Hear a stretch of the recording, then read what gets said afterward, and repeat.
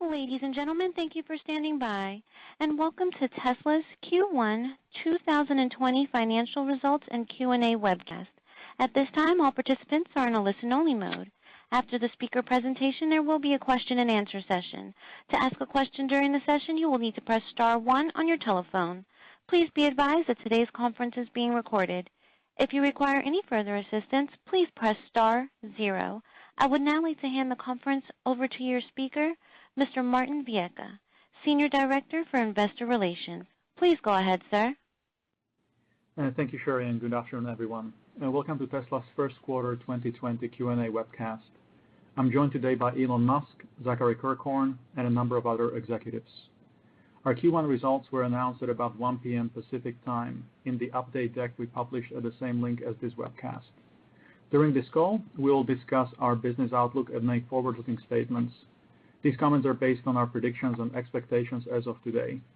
Actual events or results could differ materially due to a number of risks and uncertainties, including those mentioned in our most recent filings with the SEC. During the question and answer portion of today's call, please limit yourself to one question and one follow-up. Please press star 1 now if you would like to join the question queue. Before we jump into Q&A, Elon has some opening remarks. Elon? Thank you. So Q1 ended up being a strong quarter despite many challenges in the final few weeks. This is the first time we've achieved positive GAAP net income in a seasonally weak first quarter.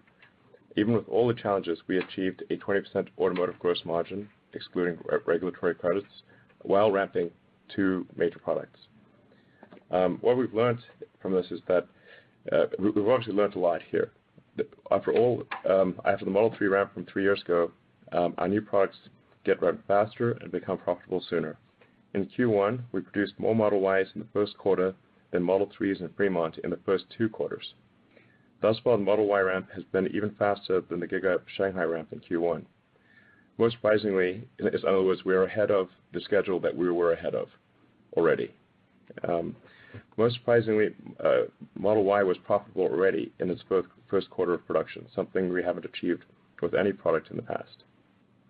Regarding Autopilot, we released a new software update for traffic lights and stop signs to early access users in March and to all U.S. customers with full self-driving package just last week.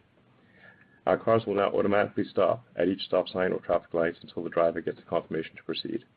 I should say that the car is actually capable of much more than this, but we are only exposing functionality that we feel quite good about and where we feel that it is probably a safety improvement. We are collecting data from over 1 million intersections every month at this point. This number will grow exponentially as more people get the update and as more people start driving again. Soon we will be collecting data from over 1 billion intersections per month. All of those confirmations are training on neural net. Essentially, the driver, when driving and taking action, is effectively labeling reality as they drive and making the neural net better and better. I think that this is an advantage that no one else has, and we're quite literally orders of magnitude more than everyone else combined. I think this is difficult to fully appreciate. It's the reason that it's very difficult to have a search engine that competes with Google, because everyone is training Google all the time with their searches. So when you search on something and you click on a link, you're training Google every time you do that. It's just very difficult for any new search engine to compete on that basis. All those confirmations are training on neural net, and soon cars will be able to drive through an intersection without a confirmation, as well as to make turns, and we really feel I feel extremely confident that it will be possible to do a drive from your home to your office most of the time with no interventions by the end of the year. So this is we can almost do this already with the bleeding edge alpha builds that I'm driving in the car. So let's see, on other technology front, fronts, we increased the range of Model S and X yet again, this time to 391 miles for Model S and 351 miles for Model X. It should be said that actually the real Model S range is 400 miles. But when we did the last EPA test, unfortunately EPA left the car door open and the keys in the car. So the car, and they did this overnight, and so the car actually went into waiting for driver mode and lost 2% of its range, and as a result it had a 391 test. As soon as the EPA reopens for testing, we will redo the test, and we're extremely confident that we will achieve a 400-mile or greater range with the Model S. But to be clear, the Model S that for the past 2 months, the true range of the Model S for the past two months has been 400 miles. And of course, we're not stopping there. We'll always continue pushing for improved range over time and improving handling, acceleration, and all the little details that make a Tesla special. For Model Y, we introduced a revolutionary two-piece rear underbody casting that we're going to be making a single-piece casting later this year, meaning that essentially the rear third of the body is cast as a single piece, which is no casting of this size of complexity has ever been done before. In fact, there isn't even anything that is on par with the two-piece casting for the Model Y. So we're really pushing the envelope on vehicle structural engineering and manufacturing. I'm very excited about this approach, as it allows us to reduce the weight, the cost, and improve NVH. It's better in every way, essentially. For Model Y, we also introduced a revolutionary new heat pump, which allows the car to have a higher range. So the Model Y has remarkable range, on par with, in fact, slightly better than, I guess, the Model 3.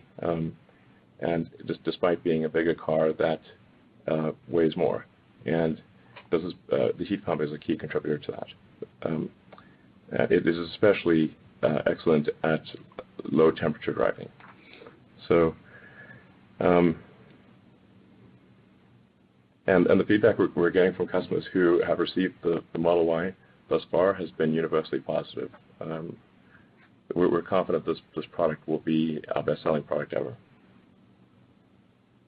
So, in conclusion, and just to looking for, I guess this is a forward-looking statement. We are absolutely continuing our Model Y capacity expansion at full speed at both Giga Berlin and Giga Shanghai, and here in Fremont when they will let us continue. Localized production in China and in Europe will bring the cost down, making our products even more competitive over time. While many other companies are cutting back on investment, we are doing the opposite. We are absolutely pedal to the metal on new products and expanding the company. And we're really looking forward to being in sometime next year a truly global manufacturer with major factories in North America, China, and Europe, and a capacity of well over 1 million units a year. So there's a tremendous amount to look forward to, and we can't wait to tell you what's going to happen. Thank you. Thank you. And now to Zach's opening remarks. Yeah, thanks, Martin, and thanks, Elon. I'm very proud of the accomplishments of the Tesla team this past quarter. A few things to highlight and add to what Elon just mentioned. We successfully launched, ramped, and demonstrated profitability of the Model Y, as Elon mentioned, significantly ahead of schedule. And this is our second large-scale product launch since Model 3 in 2017, and it's evidence to the progress we've made on cost control and ramp efficiency. It's hard to understate the significance of demonstrating profitability of this program in its first quarter of production. Our Shanghai Model 3 margins improved dramatically since Q4 of last year, nearing equivalence of Model 3s built in Fremont. This is despite not yet running at full capacity while also managing through the production shutdown in early February. We also announced a long-range and performance variant of the Model 3 per our roadmap, which will positively impact ASPs in China. On order rates, we did not experience much of an impact related to the expiration of government incentives at the end of Q4. In fact, we exited the quarter with our highest ever backlog yet again. Aided by these accomplishments, we were able to achieve our first ever Q1 profit. Automotive gross margin, excluding the impact of regulatory credits, remained strong for all products despite charges taken in Q1 associated with production downtime. We continue to make progress on OpEx efficiency as well as our service and other margins. Our energy business was impacted as well by shutdown activities in Q1, limiting deployments. We also experienced expected launch inefficiencies associated with our third version of the solar roof, which impacted overall profitability. As I've noted before, we expect regulatory credit sales, which are credits we sell to other car makers, to generally increase with time. This can be seen by the increase from Q1 relative to Q4. And note that most of the credit revenue did not contribute to cash in Q1, and it's reflected in the accounts receivable on the balance sheet. Our free cash flows were impacted by the temporary increase in end-of-quarter inventory for all our products, resulting from the abrupt suspension of production and delivery operations. Had these interruptions not occurred, we were pacing towards a record quarter of deliveries and strong free cash flows. As Elon mentioned, it is extremely important that we remain on track to achieve our long-term plans and technology roadmap. We are taking the near-term actions required to continue those investments. Model Y in Shanghai and Berlin are proceeding as planned, and we're making progress on improving capacity for Model Y in Fremont and Model 3 in Shanghai. In the near term, our Shanghai factory remains operational, contributing an increasing level of cash flows and profitability to the company. In Fremont, we're working towards restarting production as soon as that's possible. We are also continuing to deliver cars that we were unable to deliver at the end of the first quarter. Our vehicle inventory balance increased by 14,000 units at the end of Q1, which was a headwind to free cash flows in Q1, but is helpful in Q2. Note that one of the most important aspects of Model Y in Fremont and Model 3 in Shanghai is the dramatically improved cash conversion cycle by locally producing and delivering vehicles. While sales and delivery operations have paused in many areas of the world, we are still receiving many online orders, despite inability for our customers to experience the product prior to ordering. However, unavoidably, the extended shutdown in Fremont will have an impact on our near-term financial performance, and we will need to work through how quickly we'll be able to ramp production to prior levels. More broadly, we remain focused on ensuring our cash flows are managed appropriately. Working capital management, in particular raw material inventory, is the single most important lever in managing our cash flows during this time. The Tesla team has done a great job here. We've also taken actions to eliminate or reduce non-critical expenses and optional investments, while continuing to drive efficiencies throughout the business. Overall, we've modeled many scenarios into 2021 and remained comfortable that we have sufficient liquidity to proceed fully with our most important long-term investments. It's important to note that Tesla remains an extremely agile and dynamic company, and this is aided by the substantial work we've done over the last year to improve our cost efficiency and productivity. And we have the ability to quickly adjust our spending and planning as required.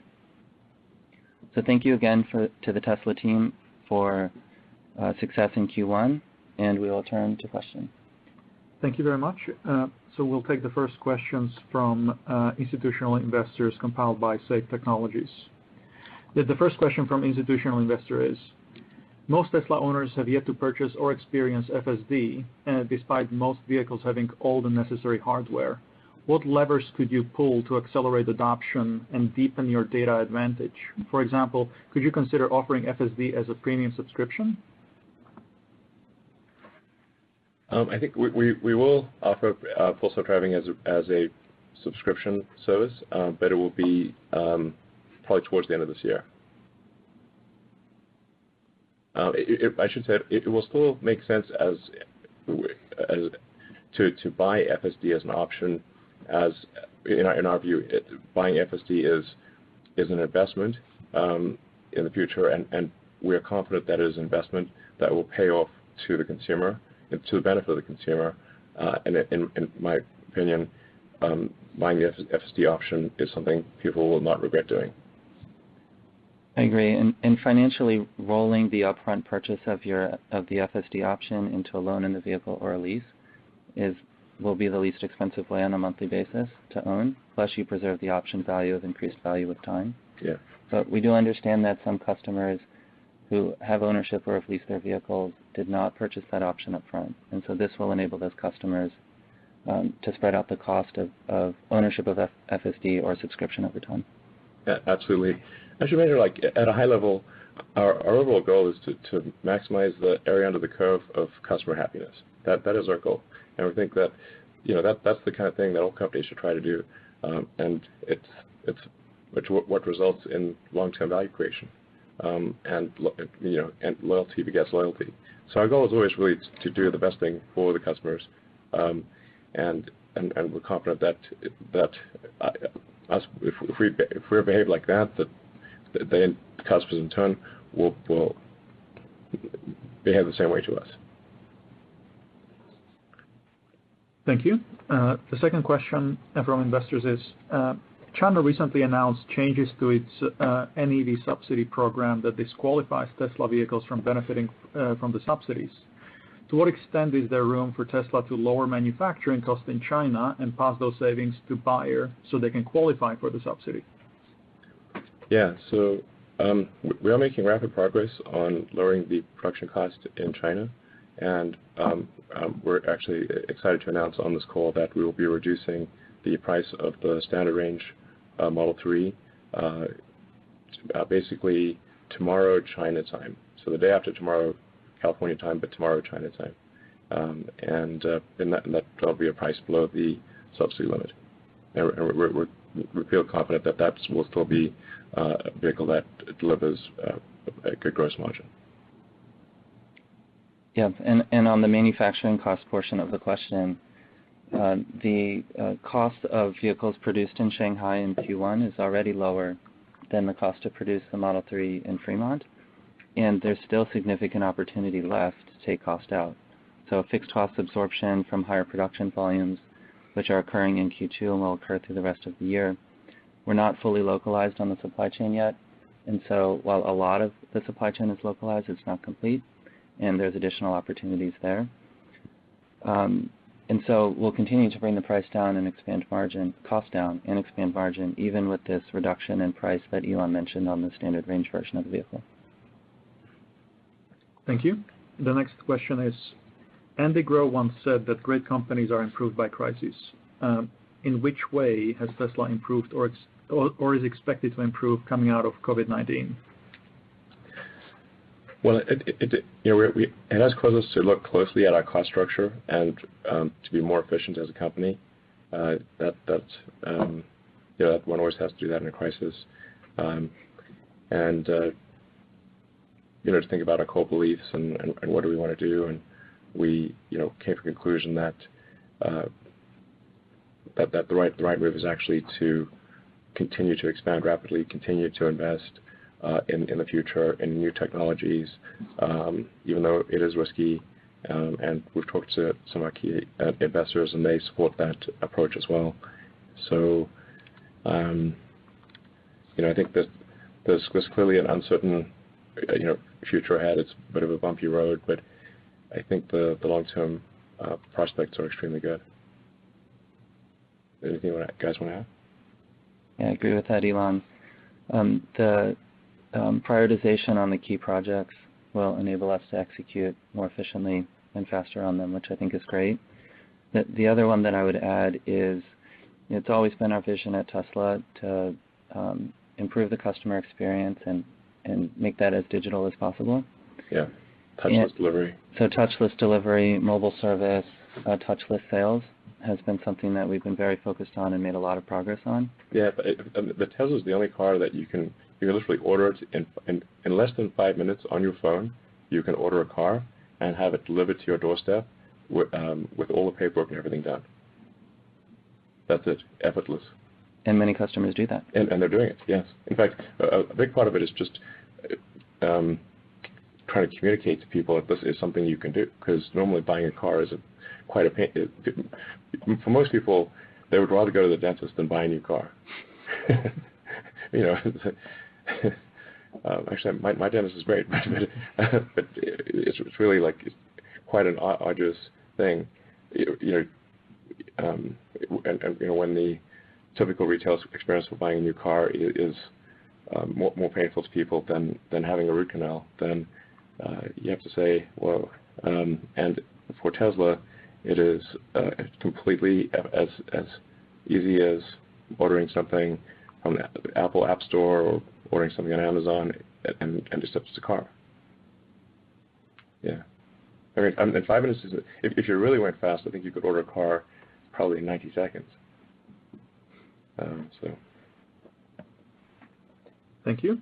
The next question from institutional investor is, can you give us a brief preview of the battery day by generally highlighting steps Tesla is taking to improve cell energy density and timeline for introduction? Yeah, actually, we don't want to preempt a battery day. We want to leave the exciting news for that day, but there will be a lot of exciting news to tell, and I think it'll be one of the most exciting days in Tesla's history, and we're just trying to figure out the right timing for that.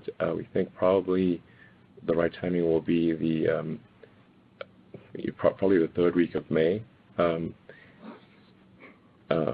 Not giving a firm date, but we think that probably that's the right timing. And depending upon what we're allowed to do, it'll either be in California or Texas. Okay. And the last question from institutional investors, could you please update on progress towards development and commercialization of full self-driving? How much revenue have you recognized so far?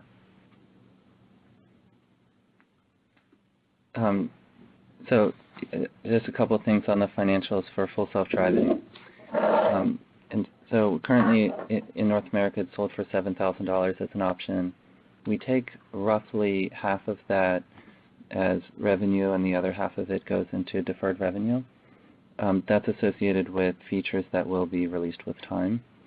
Our deferred revenue balance is continuing to grow. It's a little bit over $600 million. And so as we release features with time, at the end of every quarter, we take a look at what features have been released, associated value, and then we can release that from the deferred revenue into our financials for that quarter. And then cars going forward, once a feature is released, we can recognize that revenue. So we reduce the amount of deferral, and we can recognize that revenue within periods. So, I mean, this is one of what we think will be one of the most powerful gross margin levers with time as the feature suite is rolled out. Absolutely. There's also a tremendous amount of untapped potential in the fleet out there that could upgrade to turn on autopilot, basic autopilot, or full self-driving, and that's something we will enable, just as a simple in-app purchase, or as we talked about earlier, just towards the end of the year as a subscription. So that's just a lot of untapped potential there.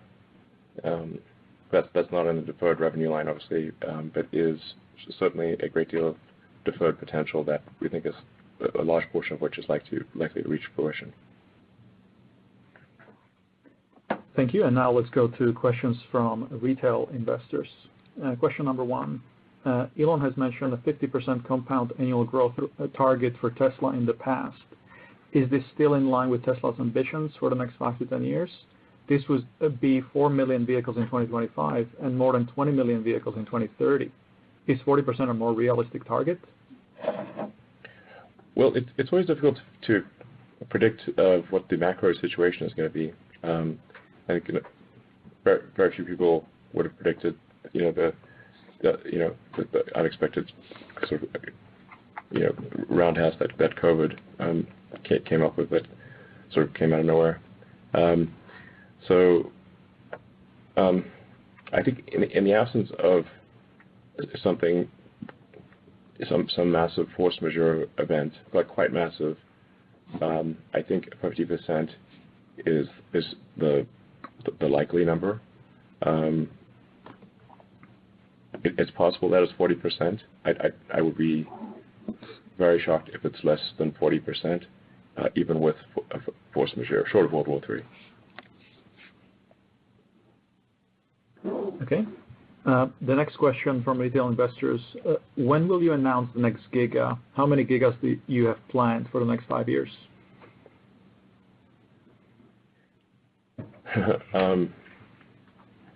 I think we will announce the next Giga possibly as soon as a month. We may announce this as soon as next month. This is not a prediction, it's just saying, yeah, that could happen. It will certainly be within 3 months and possibly 1 month. And that would be in the US. So as for how many will be in 5 years, I don't know right now what that number would be. I guess several more than there are today, but I'm not sure what exactly it would be in 5 years, but some number more than today. I'll also add that our Gigas have gotten bigger. Yes. And arguably could start being called Terra. Yes. With multiple products as well. And so, the absolute number of gigafactories we may ultimately build might be less, but each one is larger. And that's under a belief that it's just significant efficiencies by having as much as possible and similar product lines under the same roof, and as much vertical integration as possible all in one facility. Yeah. Thank you. The next question is, can you give us an update on solar roof ramp? How many are you currently able to install per week? What is your installations per week's target for the end of 2021? We were actually gaining tremendous momentum with the solar roof before COVID, and COVID essentially shut us down, both from the ability to install and the ability to get permits. The permit offices were closed, and we were shelter in place all over the place. So we obviously cannot install if you can't get permits and you can't physically do it. It's physically impossible. So, but I think the long-term trend for solar roof is extremely good, and I'm confident that, let's say, within the next, I don't know, year, or maybe even by end of year, we should be installing at a rate of 1,000 a week. Perhaps not in the middle of winter or something. It's taking seasonality, allowing for seasonality where it's hard to install on roofs that are covered in snow and ice. But like in say spring, I think it's installing, which is the hard part. We actually have demonstrated the ability to hit 1,000 a week burst build rate for the solar glass roof already. So that's not a problem. It's building up the install teams, building up the third-party channel installers, the roofing industry installers, and internally we want to have at least 1,000 solar roof install teams and taking a week or perhaps a little less than a week to do an install, which gets you 1,000 a week roof installations. We see demand is good, production is good, so it's really all about the install. And then, like I said, also building up the training the very diverse group of companies in the roofing industry to also install solar roof that I think will allow us to scale far beyond 1,000 a week. We're also seeing a lot of interest outside of North America, so we do expect this to be a product that is international, and actually seeing a tremendous amount of interest from China on the solar roof. So we're confident this will be a very significant product for the company over time. Thank you. The next question is, can you elaborate on Tesla's plan to enter the residential and/or commercial HVAC market? Can you provide some basics of how your system will work? Will you consider the heat pump water heater market as well? Well, as I said on Twitter, I'm personally extremely excited to build a kick-ass HVAC system that also has sort of hospital-grade particle filtration, basically HEPA filtration that filters out viruses, bacteria, pollen, fungi, and also neutralizes acidic and alkaline gases. That is quiet and efficient, and these are all things we've achieved in our cars, by the way. In fact, I don't know if a lot of people realize, but the Model S and X are the only cars in the world that have a hospital operating room grade HEPA filters built in. They're very big, so but you can get to a particle count that is insanely low with our cars. And 3 and Y have like MERV 16 or 15 capable filtration also, which is. It's not like Model 3 and Y are there are no slouches. Model 3 and Y are also they're way better than any other car, to the best of my knowledge. They're not quite as good as hospital operating room, but they're extremely good, way better than any other normal car. And we're continuing to improve the filters on 3 and Y.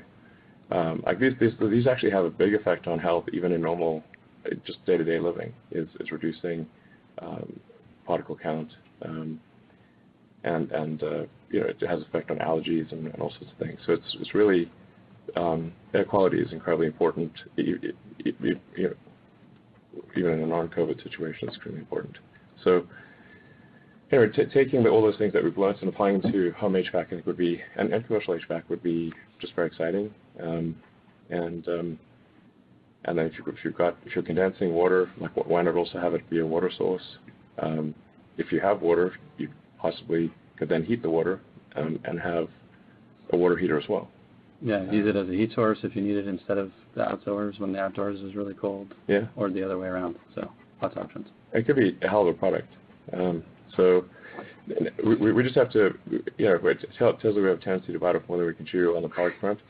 So we got to make sure we had a lot of irons in the fire here for new products with the Cybertruck Semi, new Roadster, and the Giga factories in various parts of the world, and spooling up Model Y and Autopilot and the solar roof and new technology. Yeah, exactly. Powerwall, Power Pack, Mega Pack. We are seeing tremendous demand for stationary storage, more than we can supply, at least for 2020. Thank you. And the last question from the retail is, when will Tesla start acquiring utilities like the Hornsdale Power Reserve and Moss Landing instead of selling them battery storage? Does it make sense for Tesla to buy peaker plants and convert them? Well, we haven't really thought about that yet. It's not out of the question, but our brain is full. Excuse me, sir. Our brain is full. It's not out of the question. Our overarching goal is to help accelerate the advent of sustainable energy, and the three elements of that are sustainable power generation. Then you've got to store the power, stationary storage, and then you've got to have electric transportation. We don't have, like, say, specific market share goals or anything like that. It's just to the degree that we can accelerate the advent of sustainable energy, we think that's a fundamental good for the world, and we want to do that as fast as possible. But it's not, like I said, market share growth, it's a goal in and of itself. It's just, the faster this happens, the better off the world is. Thank you very much. And I think now we can move to analyst questions. Thank you. Our first question will come from Adam Jonas with Morgan Stanley. Please go ahead. Thanks, everybody. I hope everyone's safe and healthy. I got one question, one follow-up, and I point out I've had a root canal before, and I would agree, Elon, it was less painful than buying a car. Exactly. I mean, really, it's yeah, exactly. Yeah, it's a big problem, actually. It's a big problem. It's crazy. Yes. Different conversation. Zach, first for you, any real-time update on company liquidity at the end of April? Some companies have, given the circumstances, gone out of their way to give a little color on that. Just want to give you a shot at that. And I got a follow-up. Yeah, it's a fair question. I don't have any additional color to provide. So $8.1 billion in cash and cash equivalents at the end of Q1. We're managing it very closely. As I mentioned in my opening remarks, we do have an increase in inventory of vehicles that we were unable to deliver at the end of Q1, so we're making progress delivering those through April, which is helpful for liquidity. And as we've been looking at liquidity, we've been looking at this over the next 18 months, and there's ups and downs to the liquidity. Currently now, as we're not producing, we still have payables from Q1 that we're paying off, but then in a couple of months, we'll quickly be through that, and then we'll have a gap in payables since we don't have any parts coming in. So it does go up and down a little bit. But in looking at the long-term horizon, which is how we're managing it right now, we feel pretty comfortable with the liquidity position of the company. Yeah. I should say we are a bit worried about not being able to resume production in the Bay Area, and that should be identified as a serious risk. We only have 2 car factories right now, one in Shanghai and one in the Bay Area. And the Bay Area produces the vast majority of our cars, all of S and X, and most of the 3 and all of the Y. So the extension of the shelter-in-place, or frankly, I would call it forcibly imprisoning people in their homes against all their constitutional rights, that's my opinion, and breaking people's freedoms in ways that are horrible and wrong, and not why people came to America or built this country. What the fuck? Excuse me. The outrage. It's an outrage. But it will cause great harm, not just to Tesla, but to many companies. And while Tesla will weather the storm, there are many small companies that will not. And all of everything people have worked for their whole life is being destroyed in real time. And we're going to have many suppliers, and are having many suppliers that are having super hard times, especially the small ones. And it's causing a lot of strife to a lot of people. Well, Elon, on that point, you mentioned people that gave their lives to build the country. My faults for you on this. There've been a lot of comparisons, drawn to the state of the U.S. economy to the early 1930s when Roosevelt began a series of New Deals and infrastructure projects, or post-World War II when Eisenhower launched the U.S. Highway Act, and when JFK launched the Apollo program, which you could say was influenced by the Cold War, clearly, and you've benefited from, and our space program benefited from. What would be your message to U.S. lawmakers on this call as we, in addition to your opinions on shelter-in-place, but thinking longer term, your message to U.S. lawmakers coming out of the crisis, specifically around EV infrastructure and a chance to kind of, work with taxpayers to support sustainable transport and renewable energy? I'm wondering if you see this, as a chance to make the crisis and all the loss and lives lost not be in vain. Thanks. I think it's high time we invested in infrastructure in this country. We have a lot of crumbling highways and bridges, and frankly, when I visit China, I see their infrastructure as being much better than ours. It's great. Europe has better infrastructure. It's really quite sad. The U.S. infrastructure, especially sort of roads and highways, is where it is today, and our airports, in a lot of cases, are an embarrassment. And it's not just a question of money; it's a question of will. Sometimes we spend a lot of money on these things, but what are we getting for it? We really need to be thinking about what is the transportation of the future, not the transportation of the past. If this was 1920, do you want to be investing in steam engines or internal combustion engines? Obviously, not steam engines. So, this is a time to think about the future, and also to ask, is it right to infringe upon people's rights, as what is happening right now? I think the people are going to be very angry about this, and are very angry. It's like somebody should be If somebody wants to stay in their house, that's great. They should be allowed to stay in their house, and they should not be compelled to leave. But to say that they cannot leave their house and they will be arrested if they do, this is fascist. This is not democratic. This is not freedom. Give people back their goddamn freedom.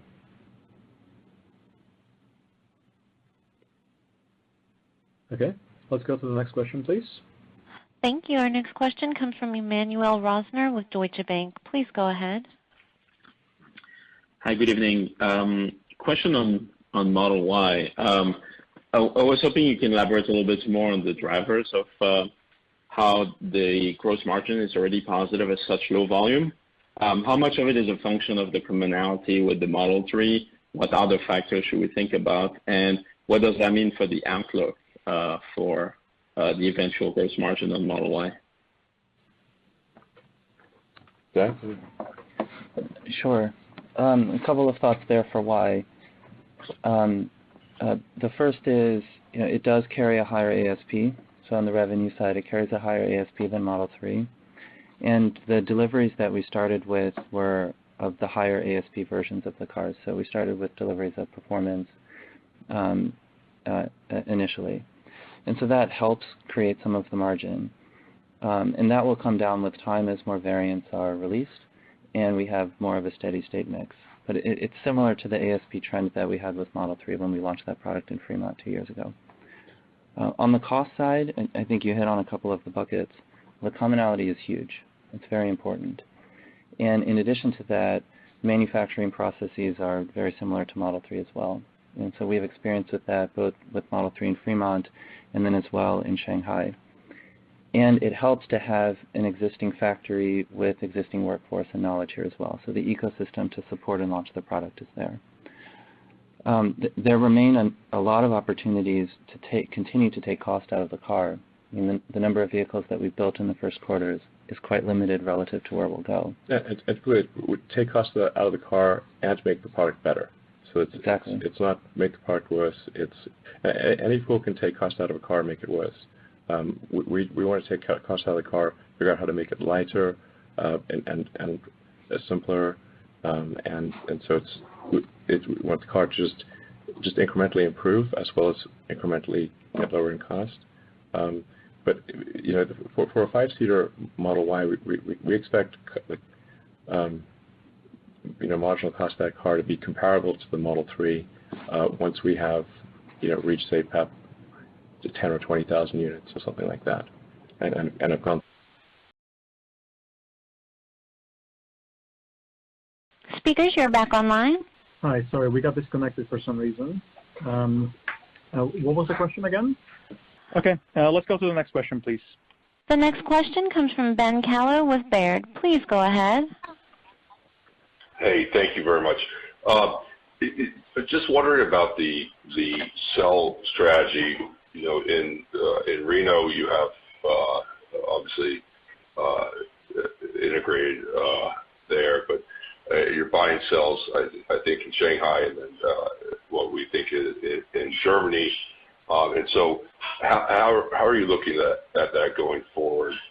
And then, could you just talk about Mr. Mizuno and that board addition and kind of the process with adding him to the board? Thank you. Sure. From a sales perspective, with all the partners we've had historically and in the future, we're just looking for competitive technology and competitive pricing. I think we'll talk a little bit more about this at Battery Investor Day, like how we're approaching all of it. But yeah, I mean, we don't have like one model we're restricting ourselves to pursue. We're just trying to find what's best for the products and in the long run. And then the other question about the board. I wasn't able to hear it. Sorry, we couldn't hear the second part of the question. Yeah, I was asking about Mr. Mizuno entering the board and kind of the process behind that and what he brings to the board. Oh, I think well, we all need a hero.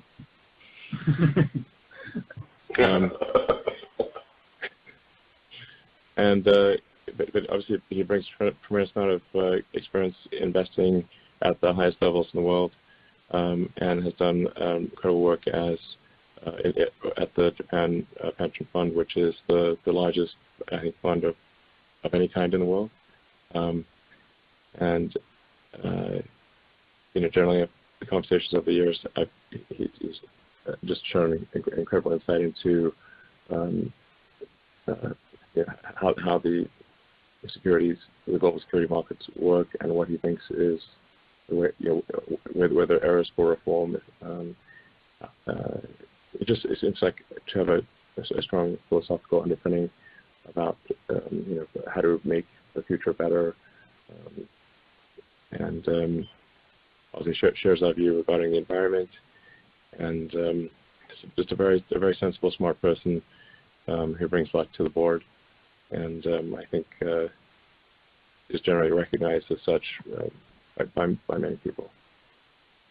I guess linking into the Panasonic relationship, maybe just how is that relationship going here, and is there any read-through on bringing him onto the board? Thank you. No, I think this has got nothing to do with the Panasonic relationship. I have a great relationship with the Panasonic CEO. We meet regularly one-on-one and talk all the time, and so that relationship is strong. He would bring more of a broader, I think, global strategic view to the board. Thank you. Let's go to the next question, please.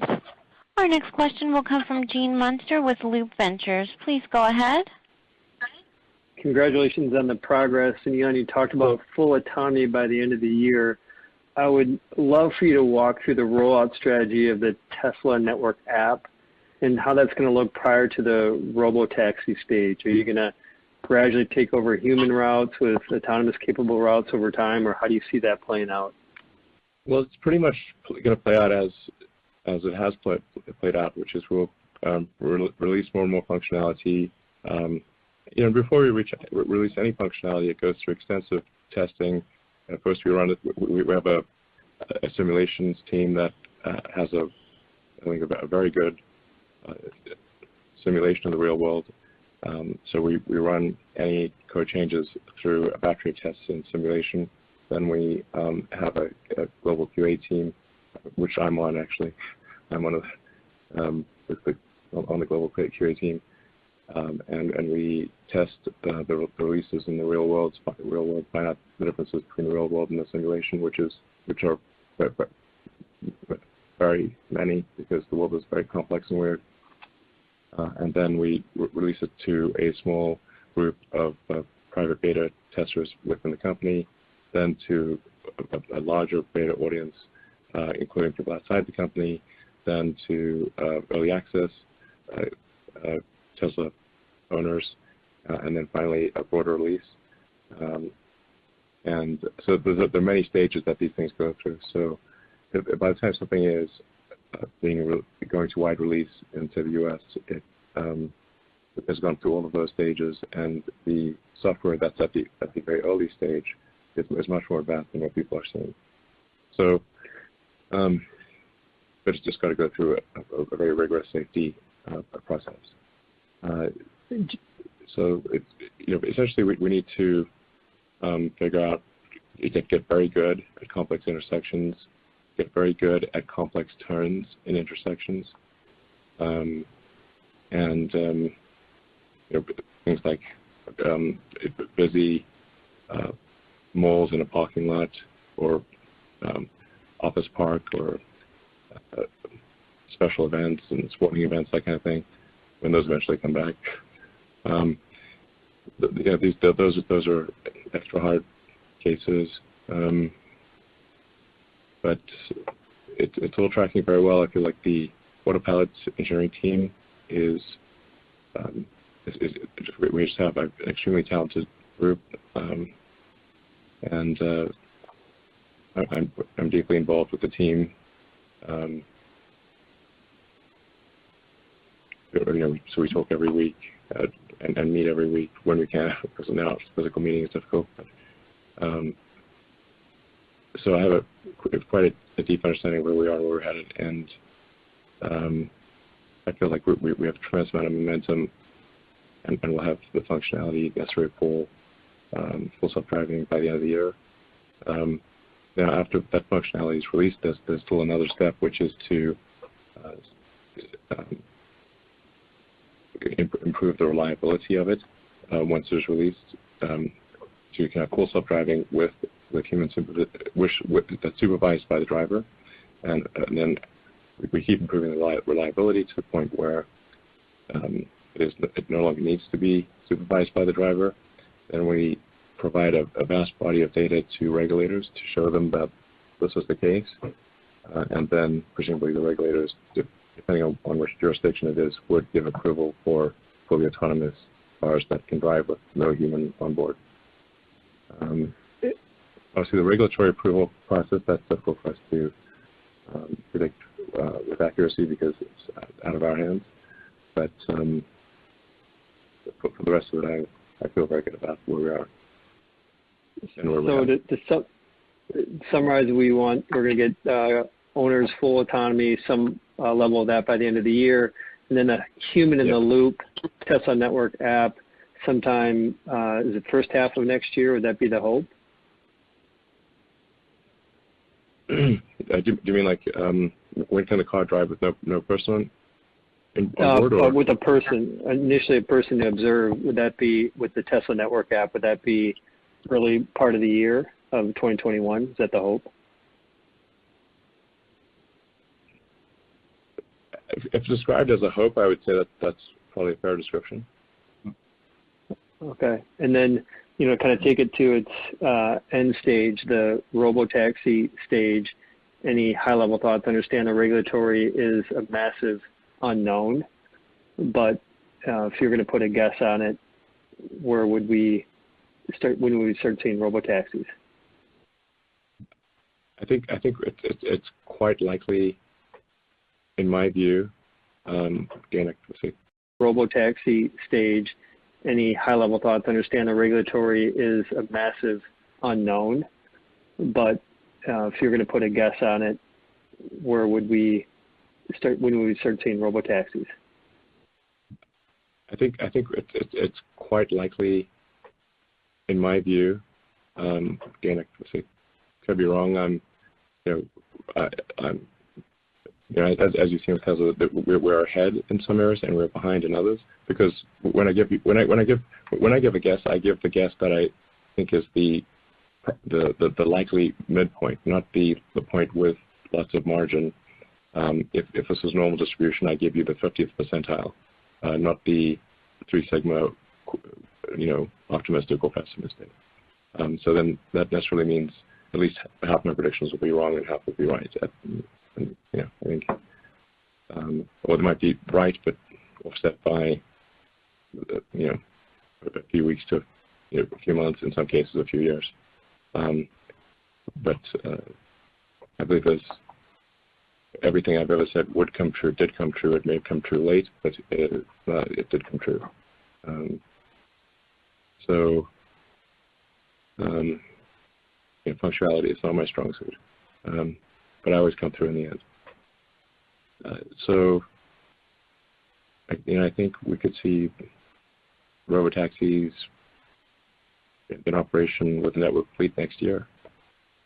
Not in all markets, but in some. Thank you. And let's go to the last question, please. Our last question will come from Pierre Ferrou with New Street. Please go ahead. Hey, thanks for taking my question. One on gross margin first, and your impressive performance in Q1. So there are 3 moving parts: the tailwind from credits, of course, the Model Y ramping, even if it broke even, it probably took average gross margin down.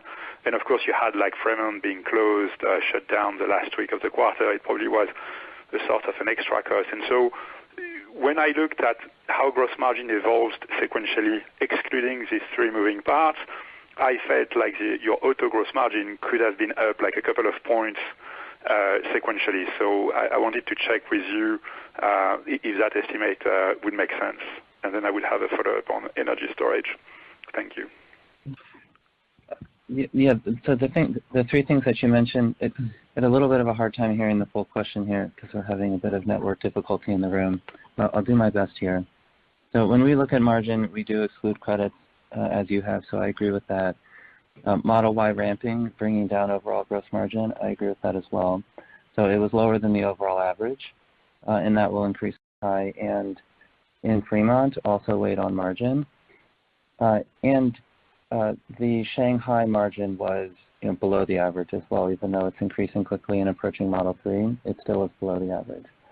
And so I think that sentiment of your question was, if you were to remove those factors, was there a sequential increase in gross margin? I haven't specifically calculated that, but I think your intuition is right. We saw strength in gross margin across the board, as I mentioned, and in particular, S&X gross margins continue to improve, despite slightly lower volumes there and higher fixed cost amortization. So there's good progress happening both on the ASP side and the cost reduction side for our products in production. And I think this also lends itself to the power of the gross profit contribution to the company once we get through these ramp inefficiencies, we get Fremont up and running again, we increase capacity so we can spread out fixed costs and continue to execute on cost reductions on our products. We feel very optimistic about that path going forward. Thanks. And I had a quick follow-up on energy storage, if you can hear me well. I think, I can't remember, I think from the very first days I heard you on the call, you've always mentioned that demand for energy storage is always outstripping supply, and you have more orders than you can meet.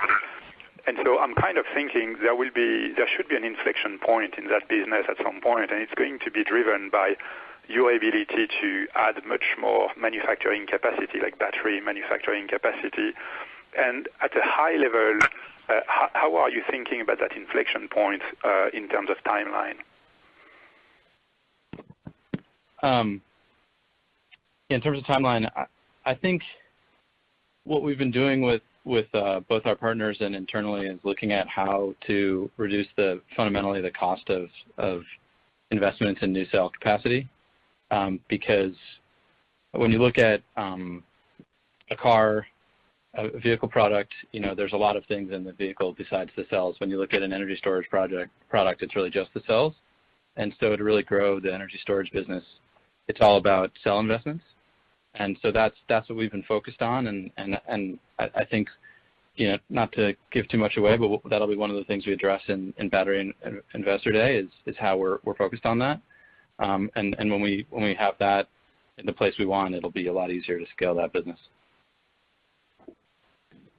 Thank you very much for all your great questions. Unfortunately, this is all the time we have today, and we'll speak to you again in 3 months' time. Thank you very much, and have a good day. Ladies and gentlemen, this concludes today's conference call. Thank you for your participation. You may now disconnect.